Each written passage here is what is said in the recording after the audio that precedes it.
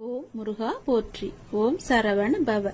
என் அன்பு குழந்தையே, இதை நீ தனிமையில் கேள். யாருக்கும் தெரியாமல் ரகசியமாக பார்த்துக்கொள்.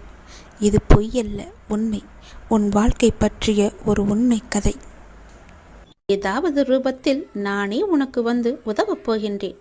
உன் தேவைகளை நிறைவேற்றப் போகிறேன். அனைத்தையும் நானே நடத்துகின்றேன் என்று திடமாக நீ நம்பு. எனக்கு நானாகவே செய்கிறேன் என்ற எண்ணத்தை நீ வரவிடாதே. நான் உனக்கு துணையாக இருப்பேன். நீ நடக்கும் பாதையில் முட்கள் இருந்தால் அதை நானே உனக்கு முன்பாகவே சென்று களைத்து விடுகின்றேன். நான் உன்னுடைய வந்து கொண்டிருக்கின்றேன். உன் பின்னால் நான் வந்து கொண்டே இருக்கிறேன். உனக்கு முன்னால் சென்று உன் கால்களை குத்தும் முட்களை நானே எடுத்து விடுகின்றேன். கவலையே படாதே. உனக்கு உதவ ஏதாவது ஒரு ரூபத்தில் உன் அருகில் நான் இருப்பேன். நீ எதற்கும் பயப்படக்கூடாது. உன்னுடைய தேவைகள் எது என்று நீ கருதுகின்றாயோ அதை எல்லாவற்றையுமே நானே நிறைவேற்றி தருகிறேன். நீ செய்ய வேண்டியது எல்லாம் நீ நல்லதையே நினைப்பது மட்டுமே. நல்லதை மட்டுமே செய்ய வேண்டியது. உனக்கு தீமை வந்தாலும் நீ செய்த நன்மை நிச்சயம் உன்னை காப்பாற்றும். அதனால் எப்பொழுதெல்லாம் உனக்கு நேரம் கிடைக்கின்றதோ அப்போதெல்லாம் உன்னால் முடிந்த உதவிகளை, சிறு சிறு உதவிகளை மற்றவர்களுக்கு செய்து வா. அவர்களால் முடியாது, இயலாதவர்களாக பார்த்து நீ உதவி செய். நிச்சயம் உனக்கு பல நன்மைகள் காத்திருக்கும். உன்னுடைய கர்மாக்கள் எல்லாம் ஒழிந்துவிடும். உனக்கு புண்ணியங்கள் சேர்ந்து கொண்டே இருக்கும். உன்னை பற்றி பிற நல்லவிதமாகத்தான் நினைக்க வேண்டும் என்பதை நீ விரும்பக்கூடாது. உன்னுடைய இயல்பு எது என்றோ அப்படியே நீ இரு. உன்னுடைய இயல்பிலிருந்து மாறாமல் இரு. படைத்தவன் எனக்கு தெரியும் நீ சிறந்தவன் என்று. நான் உன்னை எப்படி படைத்தேனோ அப்படியே இரு. யாருக்காகவும் உன்னை நீ மாற்றிக்கொள்ள விரும்பாதே. யாருக்காகவும் நீ மாற்றிக்கொள்ள கூடவும் கூடாது. உன்னுடைய அப்பாவின் கட்டளை இது. நன்றாக வாழ்ந்தவன் கெட்டதும் இல்லை, துயரங்கள் எதுவும் நிரந்தரமும் இல்லை. அதனால் உன்னுடைய கஷ்டங்கள், இன்றைய கஷ்டங்கள் நாளையே இன்பமாக மாறும். அதனால் அதை நீ பெரிதாக எடுத்துக்கொண்டு இன்றைய இன்பத்தை நீ தொலைத்து விடாதே. எதுவரை போகட்டுமோ போகட்டும், உனக்கு நான் இருக்கின்றேன். மனம் தளராதே. அனைத்துமே ஒரு நாள் முடிவுக்கு வந்து சேரும். பிரச்சனை என்று இருந்தால் அதற்கு ஒரு தீர்வு என்று இருக்கும் அல்லவா? பயப்படாதே. எல்லாவற்றையும் உருவாக்கியவன் நான் தான். நான் பார்த்து கொள்கிறேன். எதிலும் பொறுமை, எங்கும் பொறுமை. உன்னிடத்தில் அனைத்து நல்ல பண்புகளையும் நான் கொடுப்பேன். உன்னுடைய கர்ம பலனை நான் கழித்து வருவதால் உனக்கு எல்லாமே தாமதமாகிறது. நம்பிக்கையை மட்டும் கைவிட்டு விடாதே. என்னை நம்பு. யார் விட்டாலும் நான் உன்னை கைவிடவே மாட்டேன். உன்னுடைய எண்ணங்களும் உணர்வுகளும் சிந்தனைகளும் செயல்களும் நம்மை சுற்றி இருக்கும் மனிதர்களுக்கு நல்லது மட்டுமே நினைக்கும், நல்லது மட்டுமே செய்யும் எனில் நீ என்னை தேட வேண்டிய அவசியமே இல்லை. நீ நல்லது செய்வாய் என்றால் நான் உன்னை தேடி நானே வருகிறேன். நீ என்னை தேட வேண்டிய அவசியமே இல்லை. அதனால் எப்போதும் உனக்குள்ளேயும் உன்னிடமும் நல்லது செய்ய வேண்டும் என்ற எண்ணம் உனக்குள்ளே எப்பொழுதும் இருந்து கொண்டே இருக்க வேண்டும். மனதில் தேவையற்ற எண்ணங்களுக்கு எப்பொழுதும் நீ இடம் கொடுக்காதே. உன் எண்ணங்களை என்னிடம் செலுத்திவிட்டு உன் கடமைகளை மட்டும் நீ செய். உன் செயல்களுக்கு நானே பொறுப்பெடுத்துக் கொள்கின்றேன். உன்னுடைய பல பிரச்சனைகளுக்கு உடனடி தீர்வு வேண்டும் என்று என்னிடம் கேட்கின்றாய். அதற்கு நான் ஒரு வழி சொல்லவா? நான் சொல்வதை நீ ஏற்றுக்கொள்வாய் என்று நம்புகிறேன். அதற்கு உடனடி தீர்வு என்றால் மறதிதான். நல்லதோ கெட்டதோ எதுவாக இருந்தாலும் நடந்து முடிந்து விட்டது. அதை அனுபவித்து தீர்த்த பின் அதை நாம் மறந்து விட வேண்டும்.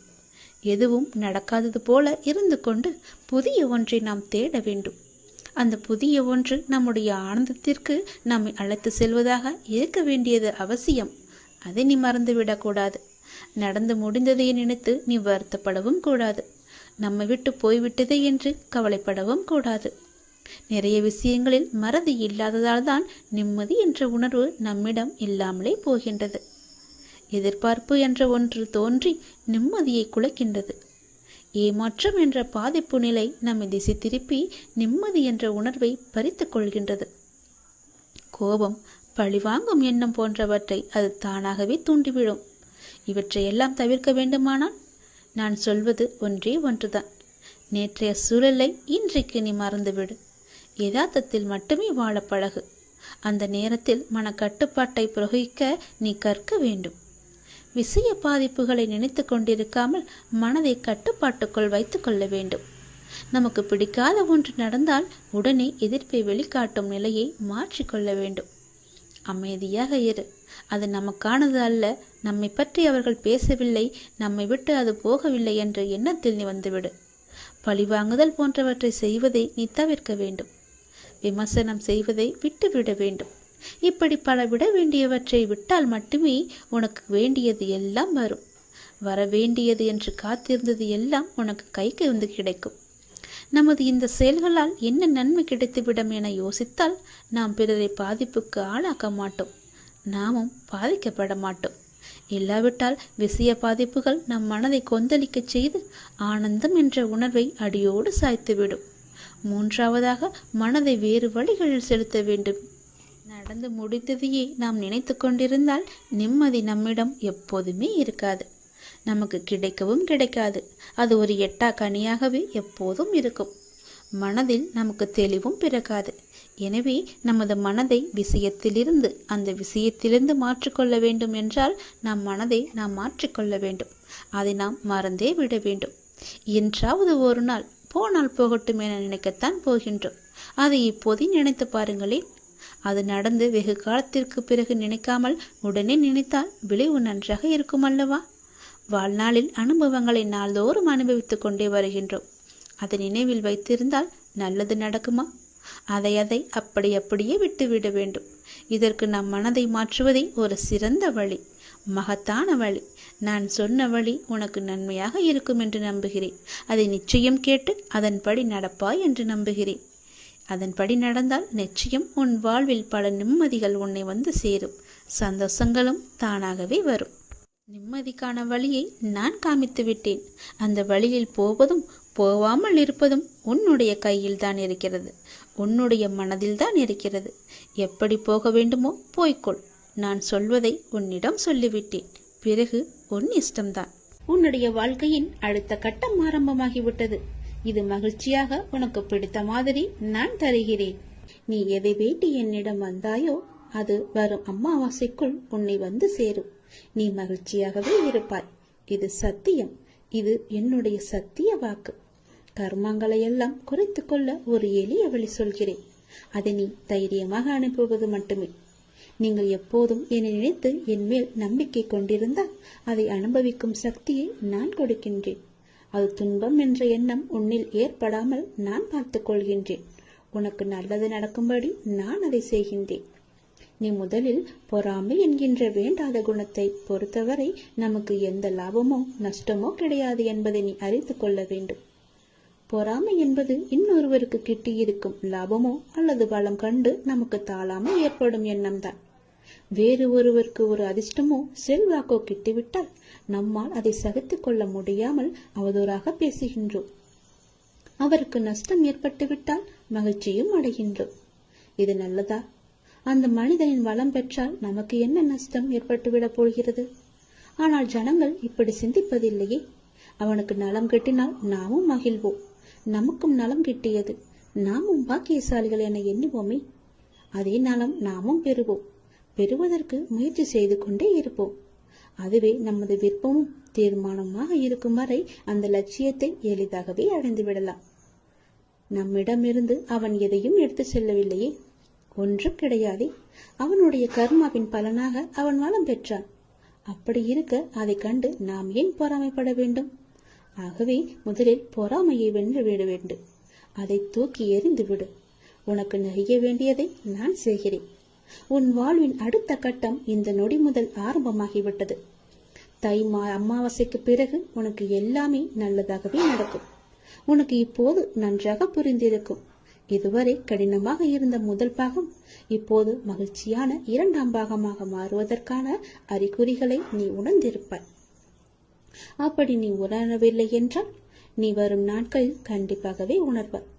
உன் வாழ்வின் அடுத்த கட்டம் மகிழ்வானதாகவே உனக்கு பிடித்த மாதிரியே இருக்கும். நானே அதற்கு பொறுப்பு. உன்னுடைய வாழ்க்கை முடிந்து போகவில்லை. உன் அமாவாசைக்கு பிறகுதான் உன்னுடைய வாழ்க்கையே ஆரம்பிக்கப் போகிறது.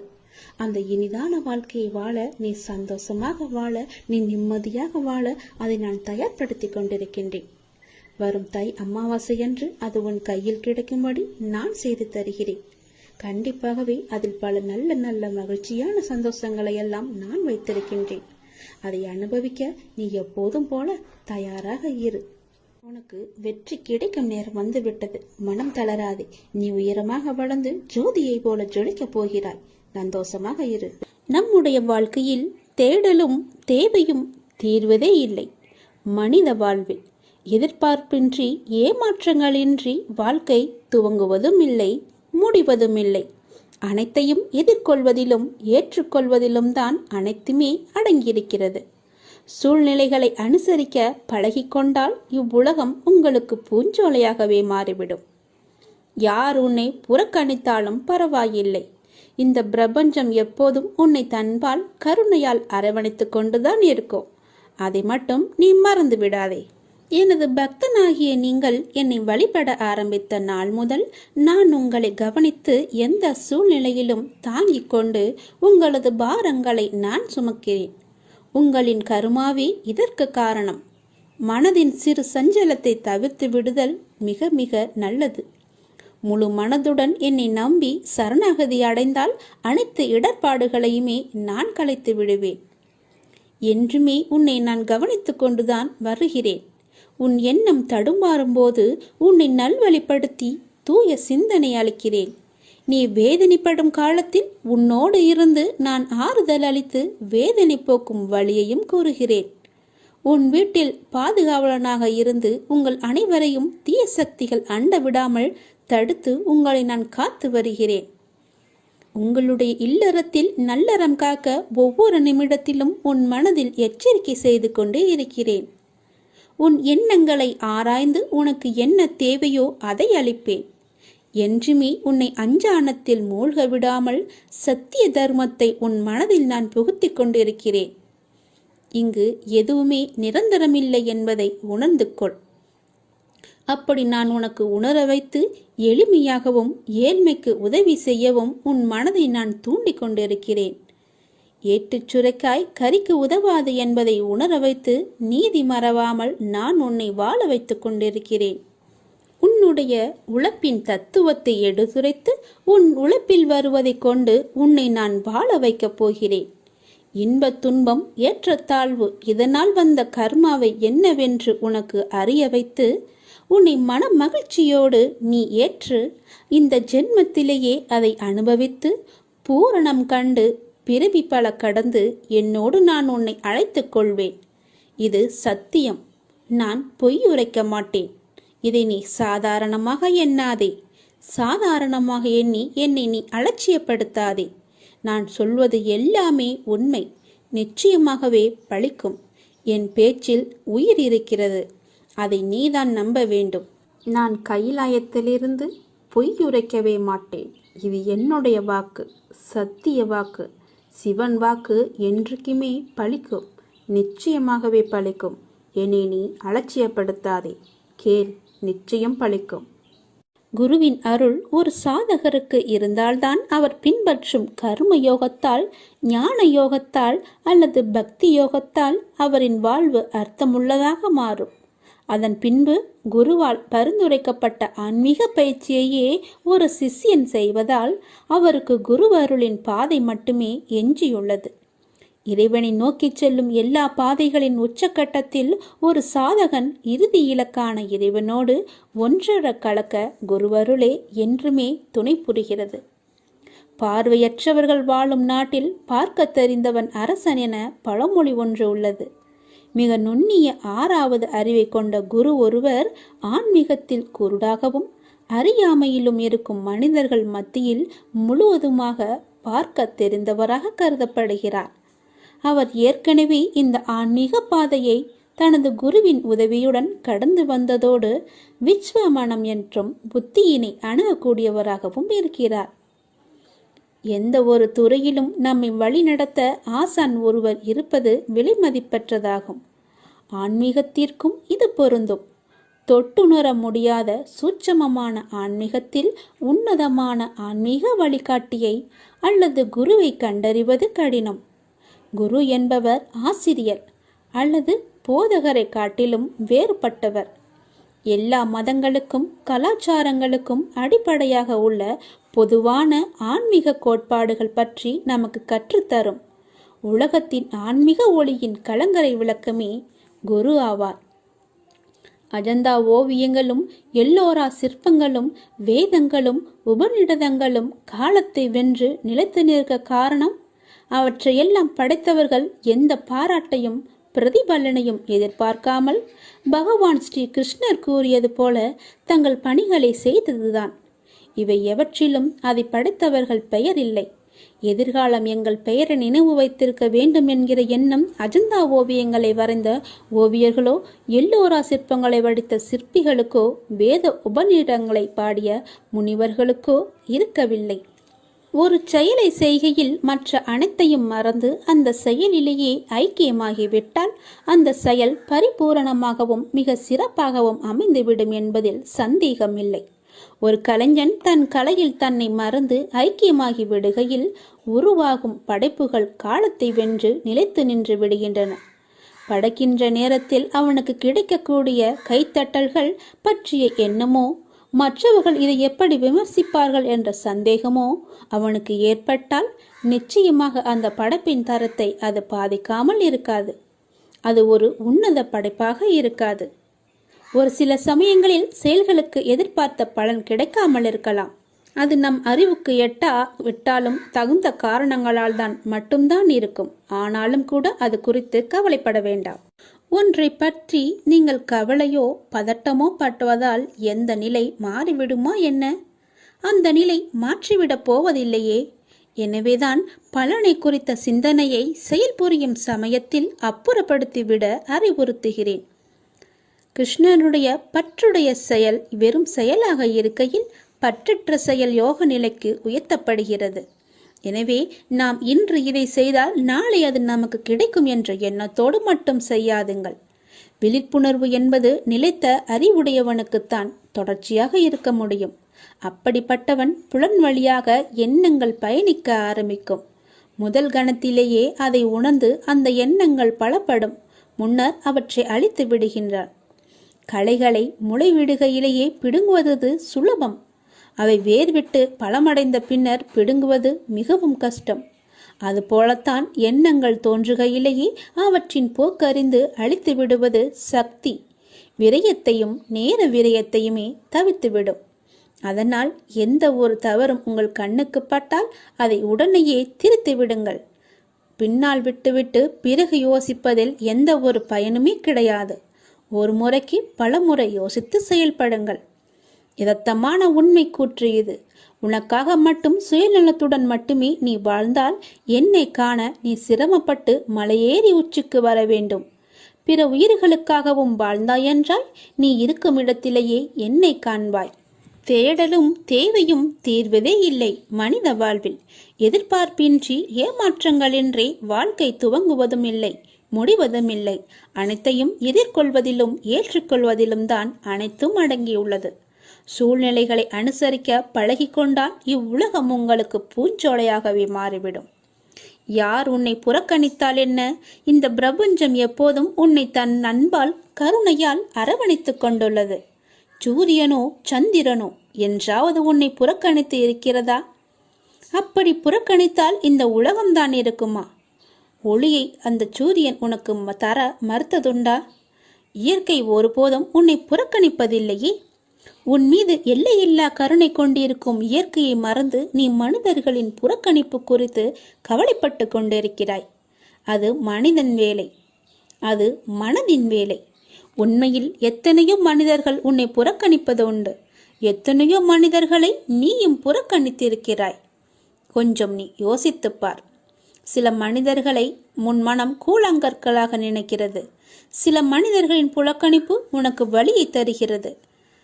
சில மனிதர்களை மனம் விலையுயர்ந்த வைரம் போல் மிக உயர்வாக நினைக்கிறது. அவர்களின் அன்பிற்கும் அங்கீகாரத்திற்கும் ஏங்குகிறது. கூழாங்கற்களால் புறக்கணிப்பு ஏற்பட்டால் அது வலியை தருவதில்லை.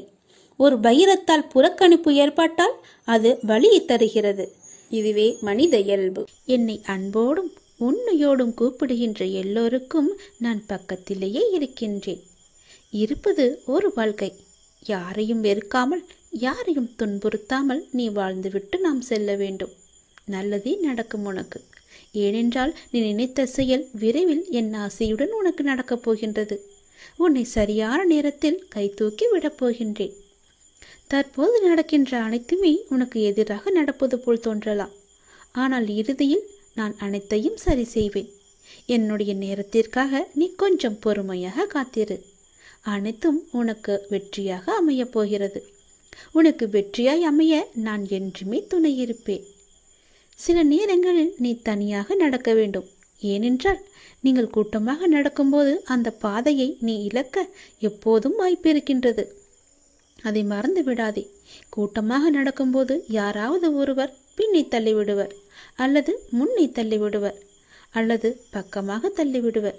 அதனால் நீ எப்பொழுதும் தனியாகவே நடக்க கற்றுக்கொள். எனவே நீங்கள் தனியாக நடந்து சென்றால் எதற்குமே வருத்தப்பட வேண்டாம். உனக்கு யாரும் துணை இல்லை என்றும் நீ கவலைப்பட வேண்டாம். உன் அருகிலும் உன் பக்கத்திலும் எல்லா புறமும் நான் உன் கூடவே வந்து கொண்டிருப்பேன். ஏனென்றால் நீங்கள் இலக்கை அடைய நான் விரும்புகின்றேன். அந்த கடவுள் விரும்புகின்றார். உன்னுடைய இலக்கு எது என்று அறிந்து நீ சென்று கொண்டிருக்கும் பாதை சரியான பாதையே. அது உனக்கு கிடைக்க வேண்டும் என்பதற்காகத்தான் நான் ஆசைப்படுகின்றேன். உன்னுடன் நான் இருக்கின்றேன் என்ற நம்பிக்கையோடு இரு. எல்லாமே உனக்கு நல்லதாகவே நடக்கும். நீ கொஞ்சம் அமைதியாயிரு. உன்னுடைய சோகம், உன்னுடைய கண்ணீர், உன்னுடைய மனவலி, உன் மனவேதனை அனைத்தையும் நான் அறிந்து வைத்திருக்கின்றேன். அதை எல்லாவற்றையும் நான் சரி செய்கிறேன். நீ கவலைப்படாதே. உனக்கான நிம்மதியை நான் நிச்சயம் தருவேன். நீ எல்லாவற்றையும் தேடி சென்ற காலமெல்லாம் விலகிவிட்டது. அனைத்துமே உன்னை தேடி உனது வருகைக்காக காத்திருக்கும் நேரம் இது. நீ அழைக்காமலேயே நான் உன்னை தேடி வருவேன். ஏனென்றால் நீ என்னுடைய பிரியமான குழந்தை. நீ எதை தேடி இத்தனை நாட்கள் அலைந்து திரிந்து கொண்டிருந்தாயோ அது உன்னை தேடி தானாகவே வரப்போகிறது. காத்திரு, பொறுமையாக இரு, அன்பாக இரு, பாசமாக இரு. உன்னை தேடி அது வந்து கொண்டிருக்கிறது. விரைவாகவே உன் கையில் கிடைக்கும். நான் சொல்கிறேன், மீண்டும் ஒரு முறை சொல்கிறேன், நீ எப்பொழுதும் தனியாகத்தான் நடக்க வேண்டும். எது செய்தாலும் தனியாகவே செய். அதுதான் உனக்கும் உன் வாழ்க்கைக்கும் நல்லது. உன் அப்பா நான் சொல்வது உன்னுடைய நன்மைக்காக மட்டுமே.